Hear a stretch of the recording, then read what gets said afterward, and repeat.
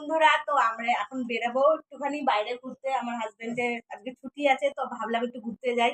তো চলো ঘুরতে যাই। যেহেতু গরমকাল, একটা কমফোর্টেবল ড্রেস পরতে হবে, তার জন্য আমি এই কটনের এই টপটা আর একটা ব্ল্যাক প্লাজোর সাথে এটা ওয়্যার করে নিলাম। তো এটা এই টপটা আমি নিজেই বানিয়েছি, তো সেটা শেয়ার আমি পরে করে নেবো।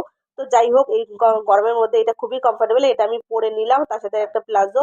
এবং গরম যেহেতু প্রচন্ড গরম বাইরে, তাই একটু হালকা মেকআপই করবো, তার জন্য মামা আর্থের একটু এটা ময়শ্চারাইজার জন্য একটা ক্রিম একটু মেখে নিলাম।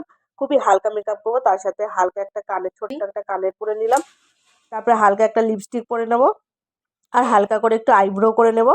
আর যেহেতু গরম, আইলাইনার পরার কোনো প্রশ্নই নেই, আইলাইনার কাজল আমি পরবই না, কারণ আমি এত গরমের মধ্যে এত সাজতে সাজতে ভালো লাগে না।